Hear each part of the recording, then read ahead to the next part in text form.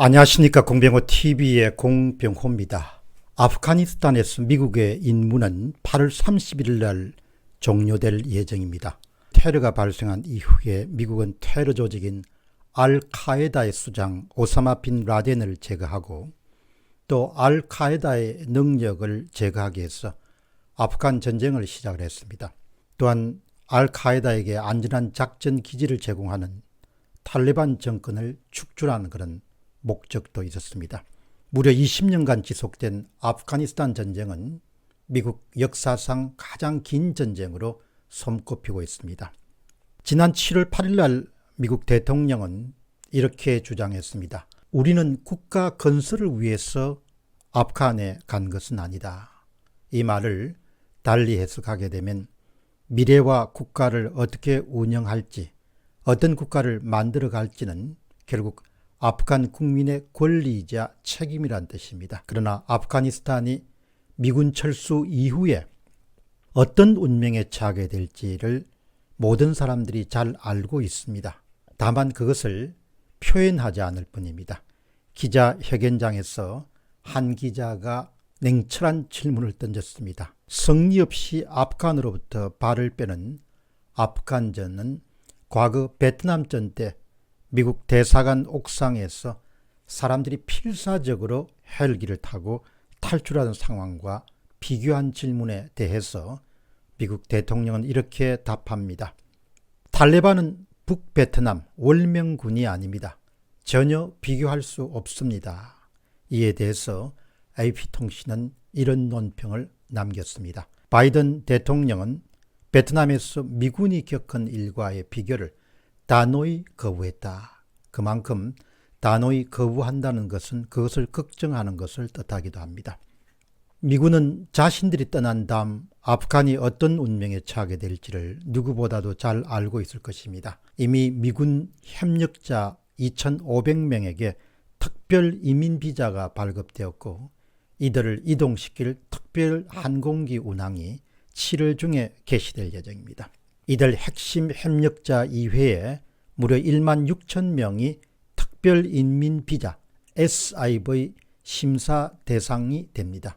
철군이 완료되는 시점인 8월 무렵까지 제3국으로 이동한 다음 그곳에서 비자 발급 심사가 진행될 예정입니다. 결국 베트남처럼 탈레반의 지배가 불가피할 것으로 봅니다. 이에 따라서 미군 협력자들이 보복에 처할 수밖에 없음을 미군은 잘 알고 있기 때문에 특별 비자를 발급하기로 결정한 것 같습니다. 이미 아프간 치안은 날로 악화되고 있는 그런 상황입니다. 지난 7월 9일 월스트리트저널은 미군 철수 여파로 치안 상황이 악화되면서 미국 대사관이 주재 규모 철수를 적극적으로 검토하고 있다. 이런 보도를 내보낸 적이 있습니다. 20년 만에 미군이 철수하면은 당연히 국가 연주와 국기 하강식을 포함해서 일정한 그런 전통적인 의식을 치른 다음에 물러나는 것이 정상입니다. 그러나 지난 7월 2일 미군은 아프간 개입의 상징과 같은 바그람 공군 기지로부터 마치 서둘러 밤에 떠나는 같은 모습으로 아프간 정부에게 알리지도 않고 총총걸음을 치고 말았습니다. 7월 10일자 중앙일보의 이철재 군사안보소장은 다소 자극적인 제목을 걸었습니다. 세계 최강의 미군의 야반도주, 장갑차도 버리고 아프간을 떠났다라는 기사에서 이런 주장을 펼칩니다. 미국은 밑빠진 독에 물 붓기식으로 병력과 장비, 돈을 아프간에 투입했지만 탈레반을 간신히 막는 상황에 그치고 말았다. 결국 미국은 지난해 2월 29일 탈레반과 평화협정을 체결하게 된 이 평화협정에 아프간 정부는 끼지도 못하였다.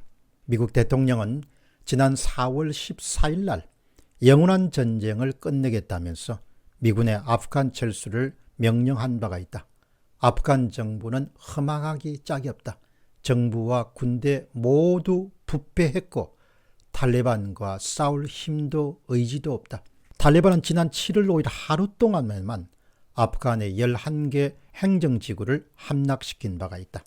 아프간 정부군은 수도 카불 주변과 일부 대도시를 간신히 방어하고 있을 뿐이다. 전 세계에서 아프간 전쟁을 베트남 전쟁과 겹쳐보기 시작한 이유다.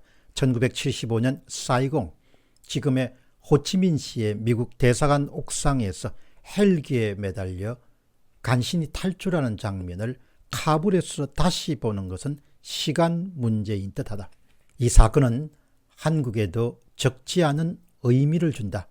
미군의 바그람 기지 야반 도주는 국제 정치에서 영원한 동맹이 없다는 사실을 다시 한번 일깨워주는 사례이다. 한국은 미중 대결 국면에서 주한미군의 전략적 가치가 높아지고 있기 때문에 미군이 한반도에서 움직일 수 없을 것이라고 생각한다.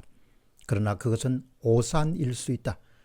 미국은 늘 주판안을 퉁기며 주한미군의 값어치를 계산하고 있을 것이다. 그리고 비용이 효과를 앞서는 순간 주저없이 주한미군을 뺄 것이다. 한국은 미국과 공통의 이해를 넓히고 이것을 유지하는 노력이 절대적으로 필요하다. 또한 동맹에만 의지하지 않도록 스스로를 지킬 수 있는 능력을 키워야 한다. 베트남과 아프간처럼 앉아서 당하지 않으려면 말이다. 이 주장의 출처는 중앙일보의 이철재 군사안보 소장이 아프가니스탄으로부터 주한미군의 철수를 바라보면서 쓴 글입니다. 결국은 스스로 어떤 민족이나 국가가 지킬 의지나 능력이 없게 되면 결국은 난감한 상황과 어려움에 처하게 됩니다. 이것은 바로 역사적 사실이자 역사적 진실입니다. 과연 그 민족과 그 국가가 스스로를 보위할 수 있는 의지와 능력을 갖고 있는가?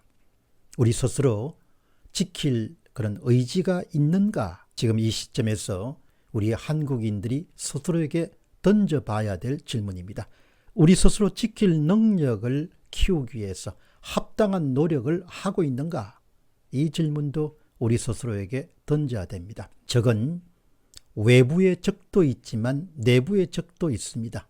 근데 지금 우리 사회에서 참정권이 무참히 와해되고 붕괴되고 침해되더라도 마치 타인의 일인 것처럼 강 건너 불같이 바라보는 사람들이 우리 사회의 다수를 차지하고 있습니다. 그 나라는 내부의 적으로부터 스스로를 지킬 수 있는 나라인가? 그런 의문문을 던지지 않을 수 없습니다.